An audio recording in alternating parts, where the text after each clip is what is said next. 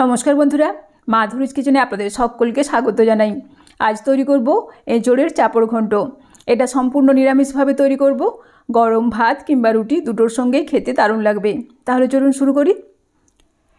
এঁচোড়ের চাপড় ঘন্ট তৈরি করার জন্য আমি এখানে একটা মিডিয়াম সাইজের এঁচোড় খোসা ছাড়িয়ে বড় বড় টুকরো করে কেটে অল্প নুন দিয়ে সেদ্ধ করে নিয়েছি। এঁচোড়ের টুকরোগুলো সেদ্ধ হয়ে গেছে। এবার আমি হাত দিয়ে এই এঁচোড়ের টুকরোগুলোকে ম্যাশ করে নেব। আমি এইভাবে সমস্ত এঁচোড়ের টুকরোগুলোকে হাত দিয়ে ম্যাশ করে নিয়েছি। এই দেখুন, এঁচোড়ের টুকরোগুলোকে ম্যাশ করে নিয়েছি। আর এখানে নিয়েছি হাফ কাপ ছোলার ডাল, সারা রাত ভিজিয়ে রেখেছিলাম। ডালটা ভালোভাবে ভিজে গেছে। এবার মিক্সার গ্রাইন্ডারের এই ছোটো জারটার মধ্যে আমি এই ছোলার ডালটাকে ঢেলে দিচ্ছি। এখানে আপনারা ছোলার ডালের পরিবর্তে মটরের ডালও দিতে পারেন। এর মধ্যে দিলাম পরিমাণ মতো লবণ, অল্প হলুদের গুঁড়ো আর একটা কাঁচা লঙ্কা। অল্প অল্প জল দিয়ে আমি এটাকে মিহি করে বেটে নেব। আমি এর মধ্যে আদা দিতে ভুলে গেছিলাম, সেই জন্য এর মধ্যে দিচ্ছি হাফ চা চামচ আদা বাটা। তারপর আবারও একবার ঘুরিয়ে নেব। এই দেখুন, ছোলার ডালের পেস্ট তৈরি হয়ে গেছে। এবার এটাকে সরিয়ে রাখছি। অন্যদিকে একটা বাটির মধ্যে দিচ্ছি হাফ চামচ জিরে গুঁড়ো, হাফ চামচ ধনে গুঁড়ো, হাফ চামচ হলুদের গুঁড়ো, হাফ চামচ কাশ্মীরি লাল লঙ্কার গুঁড়ো আর 1/4 চা চামচ গরম মশলার গুঁড়ো। অল্প একটু জল দিয়ে আমি এই মশলাটাকে ভালোভাবে গুলে নেব। এভাবে যদি গুঁড়ো মশলা আগে থেকে জলে ভিজিয়ে রাখা হয় তাহলে কিন্তু মশলার স্বাদ ভালো হয়। এরপর গ্যাস অন করে কড়াইয়ের মধ্যে দিচ্ছি 2 শুকনো লঙ্কা আর হাফ চামচ গোটা জিরে। তারপর লো মিডিয়াম আঁচে এই মশলাগুলোকে কিছুক্ষণ ভেজে নেব। মশলাগুলোর থেকে একটা সুন্দর গন্ধ বেরিয়ে আসা পর্যন্ত মশলাগুলোকে ভেজে নিয়েছি। তারপর একটা পাত্রে তুলে রাখছি। ঠান্ডা হয়ে যাওয়ার পর গুঁড়ো করে নেব। এদিকে কড়াইয়ের মধ্যে দেব কিছুটা সরষের তেল। তেল গরম হয়ে যাওয়ার পর এর মধ্যে টুকরো করে কাটা আলুগুলোকে ছেড়ে দিচ্ছি। অল্প একটু নুন দিয়ে আমি আলুগুলোকে ভালোভাবে ভেজে নেব। আর এখানে আমি 2টো মিডিয়াম সাইজের আলু খোসা ছাড়িয়ে ছোটো ছোটো টুকরো করে কেটে নিয়েছি।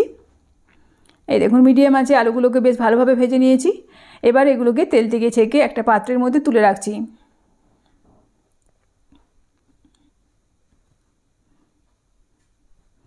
এরপর ওই তেলের মধ্যেই ছোলার ডালের যে পেস্টটা তৈরি করেছি সেটা আমি এভাবে দিয়ে দিচ্ছি।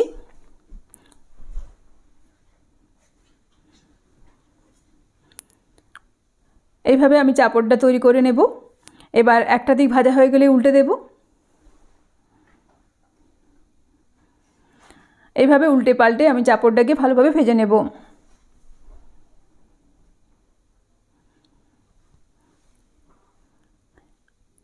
এই দেখুন, এগুলোকে খুব ভালোভাবে ভেজে নিয়েছি। এবার এগুলোকে তুলে একটা পাত্রের মধ্যে তুলে রাখছি। তারপর ওই কড়াইয়ের মধ্যে দেব পরিমাণ মতো সরষের তেল। ফোড়নে দেব গোটা গরম মশলা, একটা তেজপাতা, একটা শুকনো লঙ্কা আর দেব অল্প পরিমাণে গোটা জিরে। তারপর ফোড়নটাকে কিছুক্ষণ নাড়াচাড়া করে ভেজে নেব। ফোড়নের থেকে সুন্দর গন্ধ বেরিয়ে আসার পর এর মধ্যে দিচ্ছি 1 চামচ আদা বাটা। তারপর এটাকে কিছুক্ষণ নাড়াচাড়া করে নেব। এবার এর মধ্যে দেব একটা মিডিয়াম সাইজের টমেটো পেস্ট। তারপর আবার কিছুক্ষণ নাড়াচাড়া করে নেব।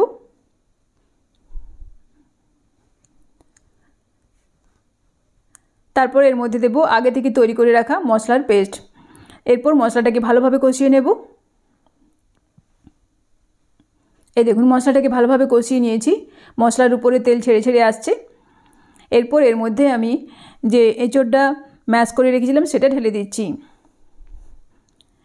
এর মধ্যে দিচ্ছি 2 চামচ পরিমাণে নারকেল কোড়া আর দেব ভেজে রাখা আলু। এবার সমস্ত কিছু মশলার সঙ্গে ভালোভাবে মিশিয়ে দেব।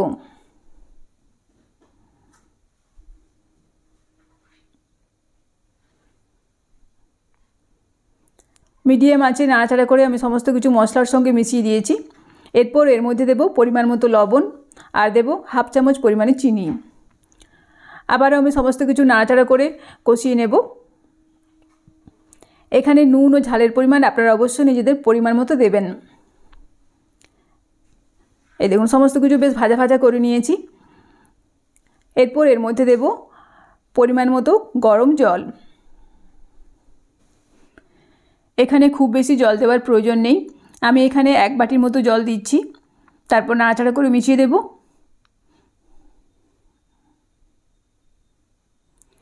এই সময় এর মধ্যে দেব কয়েকটা চেরা কাঁচা লঙ্কা আর দেব ভেজে রাখা চাপড়গুলো। আমি চাপড়গুলোকে এরকম ছোট ছোট টুকরো করে এর মধ্যে দিয়ে দিচ্ছি।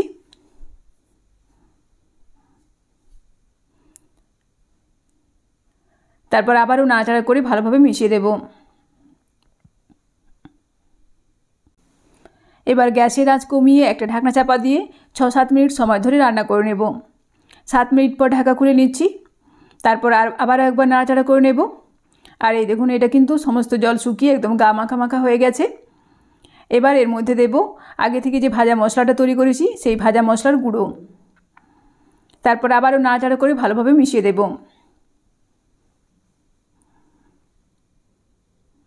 এরপর সবশেষে দিচ্ছি 1 চামচ গাওয়া ঘি। আবারও নাড়াচাড়া করে ভালোভাবে মিশিয়ে দেব।